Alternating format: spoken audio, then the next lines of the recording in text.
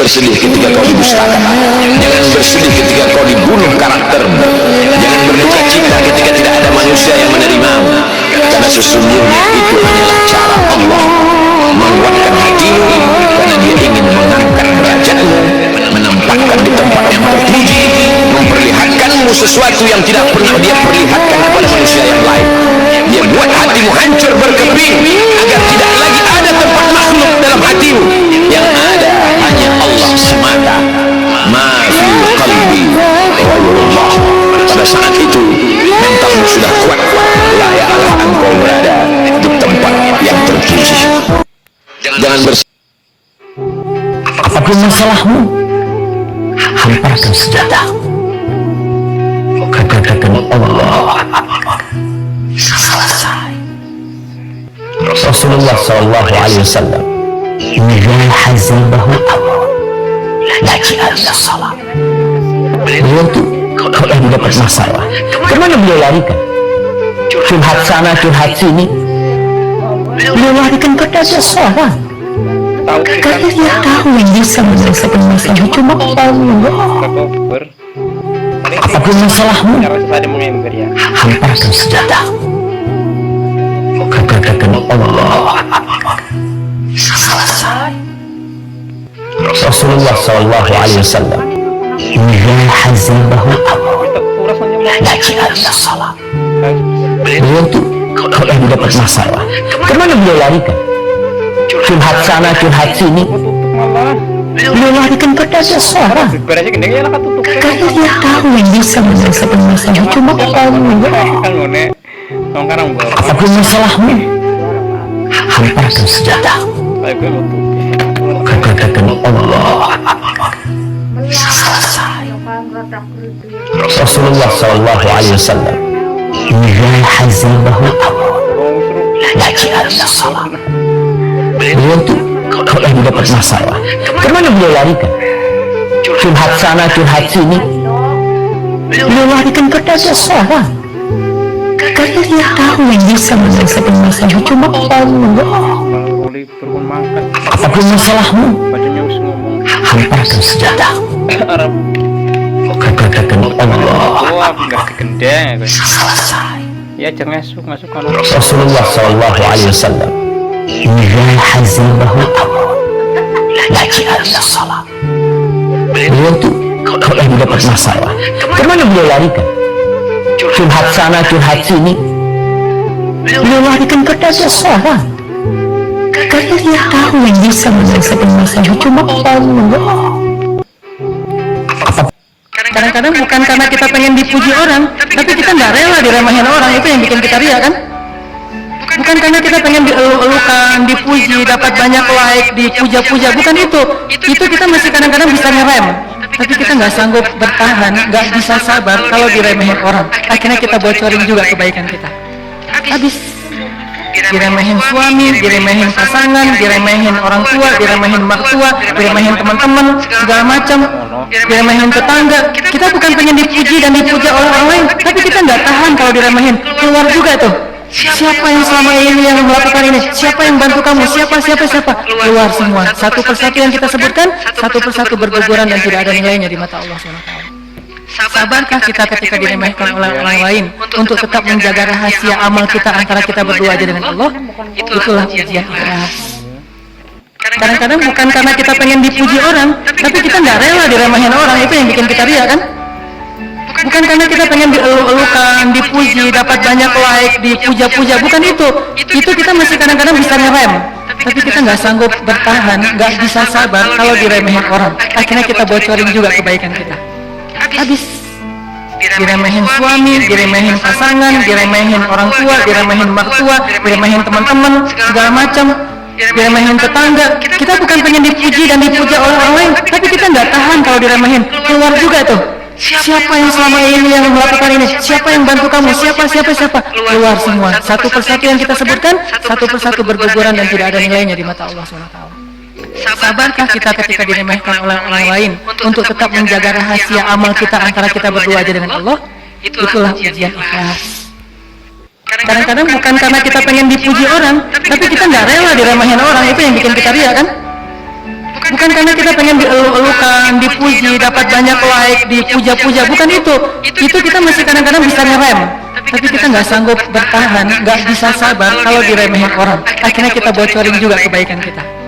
Habis diremehin suami, diremehin pasangan, diremehin orang tua, diremehin mertua, diremehin teman-teman, segala macam, diremehin tetangga. Kita bukan pengen dipuji dan dipuja oleh orang lain, tapi kita nggak tahan kalau diremehin. Keluar juga tuh. Siapa yang selama ini yang melakukan ini? Siapa yang bantu kamu? Siapa? Keluar semua. Satu persatu yang kita sebutkan, satu persatu berguguran dan tidak ada nilainya di mata Allah SWT. Ada sebuah dosa yang lebih dahsyat daripada berzina, lebih dahsyat daripada mencuri, daripada narkoba, daripada merampok. Lebih banyak di antara kita merasa itu suatu hal yang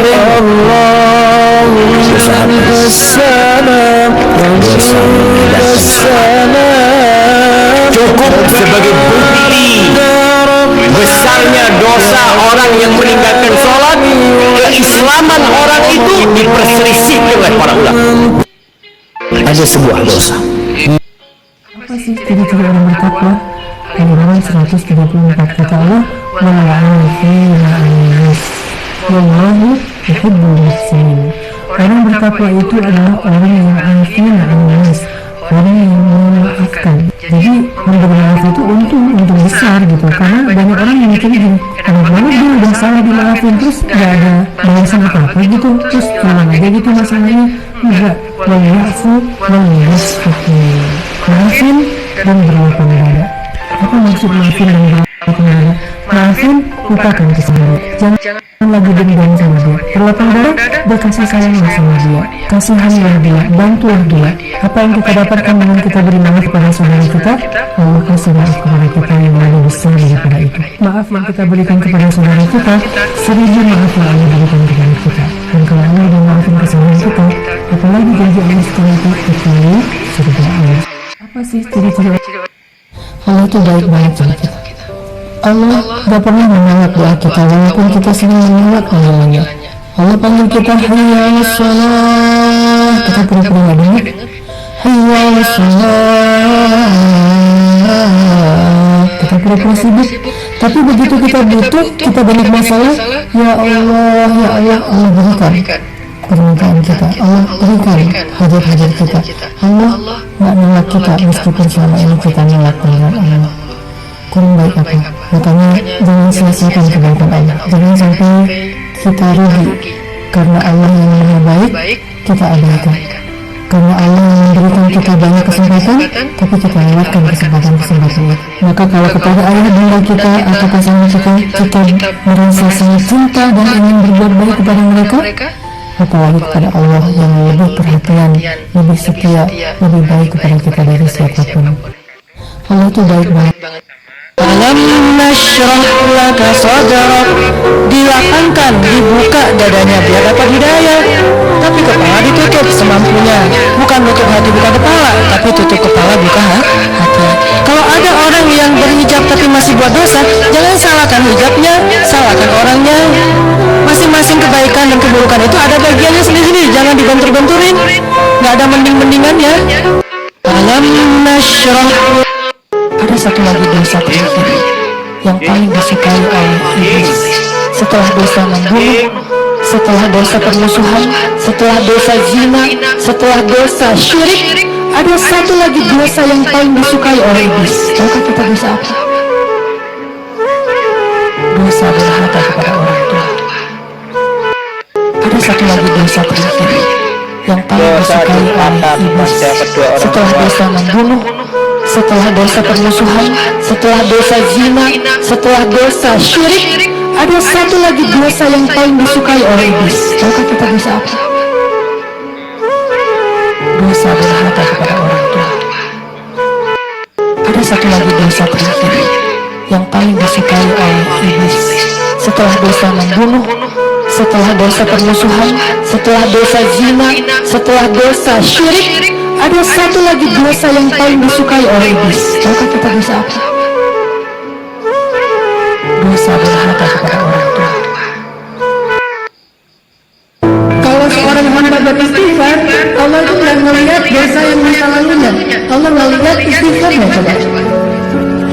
Dan istighfar kita itu kalau benar-benar tulus dari hati, satu kali doang kita mengucapkan istighfar itu cukup untuk menghapus semua dosa kita yang memenuhi langit dan bumi loh. Jadi kalau orang sering-sering beristighfar itu bukan karena istighfarnya kurang untuk bisa menghilangkan dosa, enggak kurang. Istighfar sekali, dosanya memenuhi langit dan bumi, itu dosa habis, nol, zong langsung. Terus makanya kita harus sering-sering istighfar. Seseorang itu memperbanyak istighfar bukan karena satu istighfar itu kurang, tapi karena dosa kita itu terulang terus, berulang kali. Maka istighfar lagi, dosa lagi, istighfar lagi, dosa lagi, kan? Allah tidak mungkin menguji seorang hamba di luar batas kemampuannya. Jadi kalau kita sedang punya ujian di rumah kah, pekerjaan kah, kehidupan sosial kah, sebesar apapun ujian itu kata Allah, memang karena Anda yang sanggup. Kalau nggak sanggup nggak akan diuji. Di ujian itu berbanding lurus dengan kemampuan. Mustahil seorang hamba diuji di luar batas kemampuannya. Jadi kalau Anda sekarang pun sedang punya masalah sebesar apapun, kata Allah, memang cuma kamu yang sanggup, yang lain tidak. Allah tidak ingin. Jangan meninggi karena kamu bukan langit. Belajarlah merendah karena kamu hidup di muka bumi. Rendah hatilah serendah-rendahnya sampai tidak ada orang yang bisa merendahkanmu. Tenang, hidup ini tidak sesulit apa yang kamu gelisahkan. Be humble, hiduplah lebih sederhana. Ya, syukuri apa yang ada, jangan gelisah dengan apa yang tidak ada. Terima apa yang diberi dan jangan pernah komplain dengan sesuatu yang belum ditakdirkan untukmu. Cintailah semua yang terikat dengan takdirmu. Cintailah orang yang ditakdirkan untukmu. Cintai sepenuh hati, cintai sepenuh jiwa, karena disitulah Allah akan titipkan kebahagiaan kepada kita. Jangan meninggi. Orang-orang yang mati dalam kubur itu ditanya oleh Allah, hai mayat, hai jenazah, kalau kau diberi kesempatan hidup, mau apa? Mereka berkata, laula akhartani ila ajalin qarib, kalau kau beri aku umur, kalau kau beri aku kesempatan hidup sekejap saja, fa asaddaqa, aku mau bersedekah, aku mau membangun masjid, wa akum minas salihin, aku ingin menjadi orang yang soleh. Tapi saat itu penyesalan tak lagi bermakna. Sampai masanya mata melihat azab Allah, telinga mendengar teriakan orang dalam neraka. Saat itu orang penghuni neraka berkata, Rabbana, ya Allah, absarna, mata kami sudah melihat azab, wa sami'na, telinga kami sudah mendengar teriakan azab, farji'na, balikkan lagi kami ke dunia, na'mal salihah, kami ingin beramal saleh. Apalah daya, penyesalan tak lagi bermakna. Orang-orang yang mati dalam. Jangan peduli apa kata manusia. Dipuji itu nikmat dari Allah, dicaci maki itu ujian dari Allah. Yang menjadi targetmu adalah ridha Allah. Allah ridha, beres. Allah tidak ridha, berarti harus saya berjuang supaya Allah ridha. Jangan peduli apa kata manusia. Dipuji itu nikmat dari Allah, dicaci maki itu ujian dari Allah. Yang menjadi targetmu adalah ridha Allah. Allah ridha, beres. Allah tidak ridha, berarti harus saya berjuang supaya Allah ridha.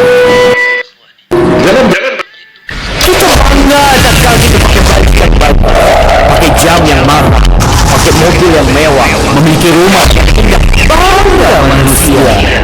Orang itu terbiasa berkehidupan. Al-mal wal banuna zinatul hayatid dunya. Berapa banyak orang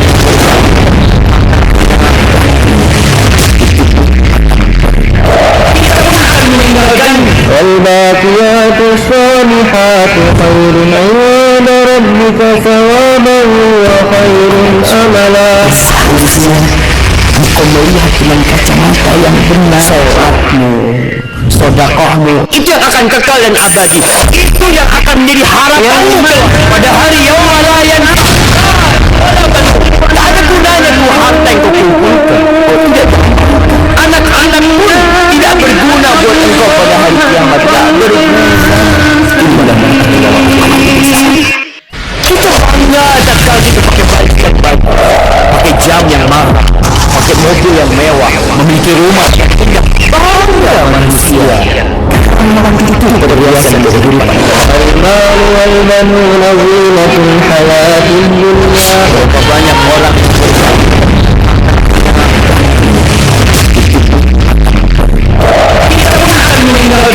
والباقيات الصالحات خير عند ربك ثوابا وخير أملا.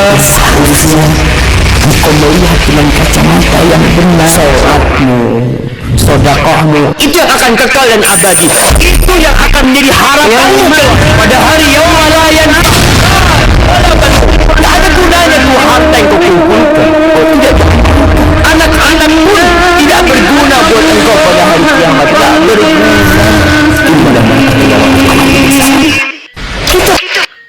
Jadi teman-teman, bersabarlah dengan sedikit ujian, pasti kami uji kata Allah. Dengan sedikit rasa takut, dengan sedikit kekurangan, dengan sedikit kegalauan, wabasyiris sabirin. Tapi sampaikan berita gembira kepada orang yang sabar. Jadi tidak ada balasan dari kesabaran kecuali berita gembira. Tidak ada balasan dari kesabaran kecuali keajaiban. Tidak ada balasan dan kesudahan dari kesabaran kecuali kemenangan. Tidak ada kesabaran menjadi penyesalan, kesabaran menjadi kerugian, kesabaran kecelakaan. Itu bukan pasangannya.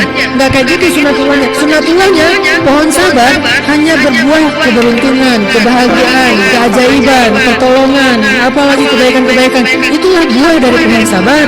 Jadi pohon apa yang kita tanam, maka buah itulah yang akan kita petik.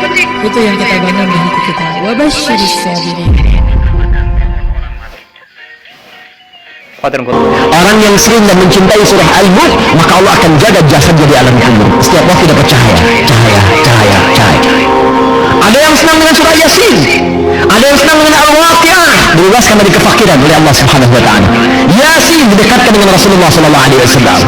Maka ini silahkan Yasinan, Baqarahan, Al-Kahfiyan, Al-Mulkan, An-Nisa'an. Ya semua ada faedahnya, ada fadilah dalam surah Al-Quran. Orang yang senang dengan surah Yusuf dibebaskan dari kesedihan. Makanya ulama pakar tafsir mengatakan kalau anda sedang gelisah, sedang sedih, di kantor ada masalah, di rumah ada persoalan, jangan bikin status, bahkan selesai. Tak kusangka engkau seperti itu adanya. Oh nyangka. Buka mushaf, baca Quran, surah Yusuf, hilang kesedihan. Coba minimal walaupun solusi belum datang, hati tenang. Hati tenang. Surah An-Nur ketika anda kaji dan anda bacakan, cahaya Allah datang membimbing kita dalam kehidupan. Orang yang sering dan mencintai surah Al-Mulk, maka Allah akan jaga jasadnya di alam kubur. Setiap waktu dapat cahaya, cahaya, cahaya, cahaya. Ada yang senang dengan surah Yasin, ada yang senang dengan Al-Waqi'ah, dibebaskan dari kefakiran oleh Allah Subhanahu wa taala.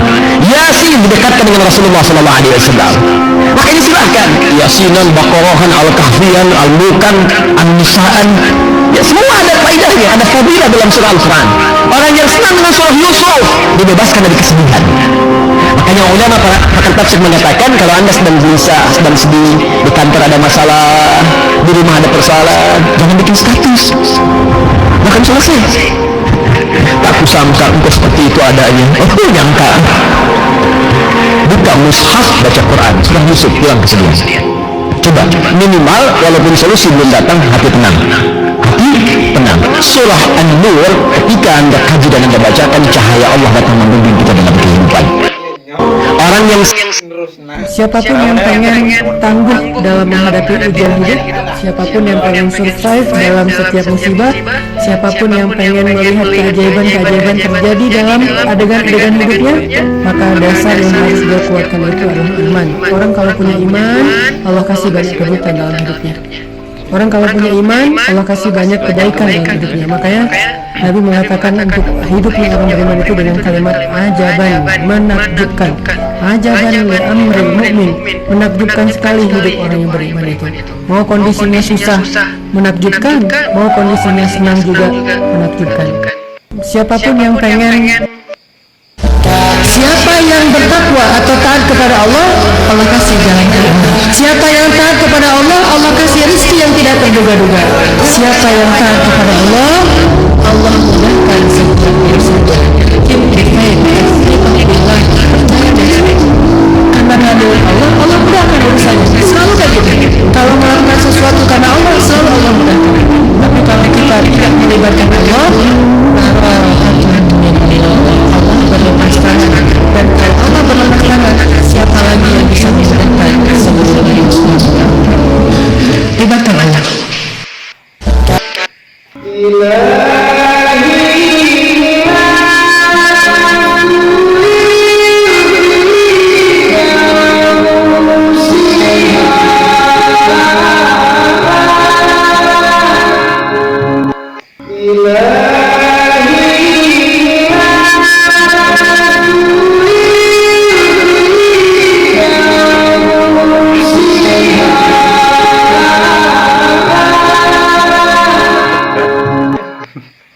Jangan kita pahami bahwa yang namanya ibadah itu hanya sholat tahajud, sholat witir, sholat duha.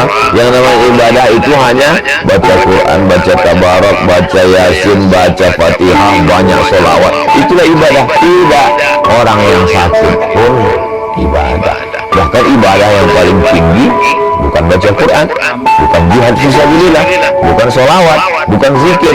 Ibadah yang paling tinggi adalah ridha menerima takdir Allah Subhanahu wa ta'ala. Ibadah yang tidak mengeluarkan suara, tidak mengeluarkan energi, tidak mengeluarkan keringat, tidak mengeluarkan darah. Ibadah yang dalam keadaan diam, ridha menerima takdir ketetapan Allah Subhanahu wa ta'ala. Kalau dipahami seperti ini, maka insya Allah kita tidak akan menyalah-nyalahkan Allah. Ketika rezeki kita diuji agak macet sedikit saja, kita tidak menyalahkan. Ini lah gara-gara taubat. Jangan kan nggak taubat. Jangan kita pahami bahwa yang namanya ibadah itu hanya sholat tahajud, sholat witir, sholat duha.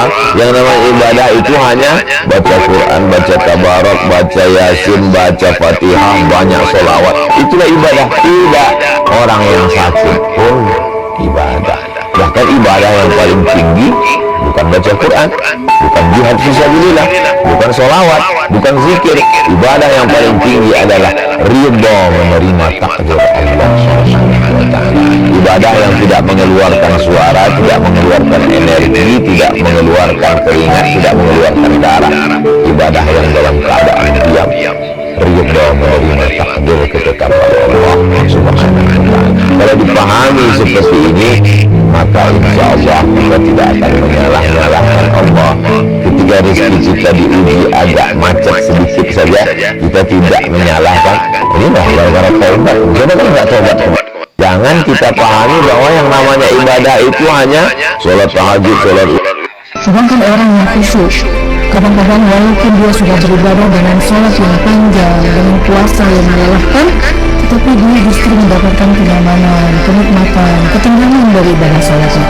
Kata para ulama, salah satu rahasia mendapatkan kenikmatan dalam ibadah adalah hati yang bersih.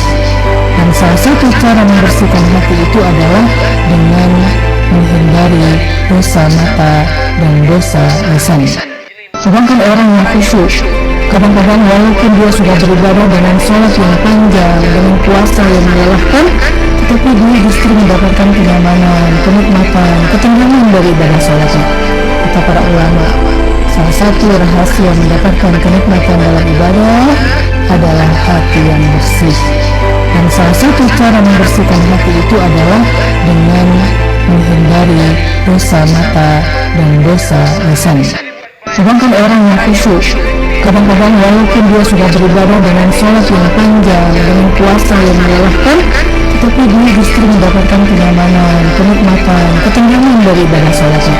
Kata para ulama, salah satu rahasia mendapatkan kenikmatan dalam ibadah adalah hati yang bersih.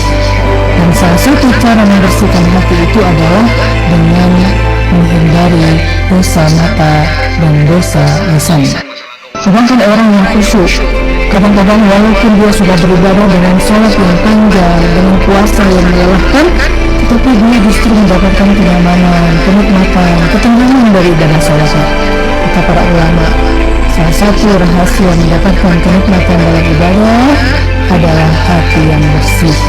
Dan salah satu cara membersihkan hati itu adalah dengan menghindari dosa mata dan dosa lisan.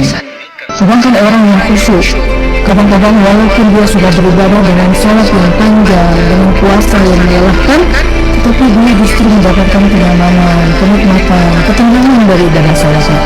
Kata para ulama, salah satu rahasia mendapatkan kenikmatan dalam ibadah adalah hati yang bersih. Dan salah satu cara membersihkan hati itu adalah dengan menghindari dosa mata dan dosa lisan. Sedangkan orang yang khusyuk, kadang-kadang walaupun dia sudah beribadah dengan sholat yang panjang, dengan puasa yang melelahkan, tetapi dia justru mendapatkan kenyamanan, kenikmatan, ketenangan dari ibadah sholatnya. Kata para ulama, salah satu rahasia mendapatkan kenikmatan dalam ibadah adalah hati yang bersih. Dan salah satu cara membersihkan hati itu adalah dengan menghindari dosa mata dan dosa lisan. Sedangkan orang yang khusyuk, kadang-kadang walaupun dia sudah beribadah dengan sholat yang panjang, dengan puasa yang melelahkan, tetapi dia justru mendapatkan kenyamanan, kenikmatan, ketenangan dari ibadah sholatnya. Kata para ulama, salah satu rahasia mendapatkan kenikmatan dalam ibadah adalah hati yang bersih. Dan salah satu cara membersihkan Rasulullah SAW bersabda di dalam sebuah hadis riwayat Tirmidzi, sedekah yang paling utama adalah sedekah di bulan Ramadan, baik untuk memberi makanan orang berbuka, sedekah untuk orang-orang yang membutuhkan, atau bentuknya adalah zakat fitrah. Semua yang kita keluarkan di antara harta kita selama bulan Ramadan itu adalah nilai sedekah yang paling istimewa sepanjang tahun. Maka Nabi SAW bersama para sahabat menjadi orang yang paling dermawan justru di bulan Ramadan. Hampir nggak ada satu hari pun yang mereka lalui kecuali hari itu mereka bersedekah. Nah, di bulan Ramadan kali ini pesantren insya Allah akan menjalankan beberapa proyek dakwah, baik itu dakwah pendidikan maupun sosial untuk warga yang kurang mampu yang ada di sekitar pesantren. Nah, saya pengen ngajak Bapak Ibu dan teman-teman sekalian, yuk join dalam proyek langit bersama saya dan pesantren. Insya Allah di bulan Ramadan ini proyek langit kita akan bernilai keberkahan yang jauh lebih besar daripada bulan-bulan sebelumnya. Barakallahu fiikum. Rasulullah, sifat nggak enak itu bagian dari sifat sunnah Nabi loh. Nggak enak kalau komen di depan umum, nggak enak kalau kita menjudge, nggak enak kalau kita marah-marah, nggak enak apa gitu. Jaga perasaan orang lain, giliran orang lain ke kita. Alam nashrah laka sadrak wa wada'na anka wizrak. Kalau kita lapang dada, ringan beban kita. Kenapa kadang-kadang pundak kita ini di sini tuh pundak kita rasanya kayak keras gitu kan?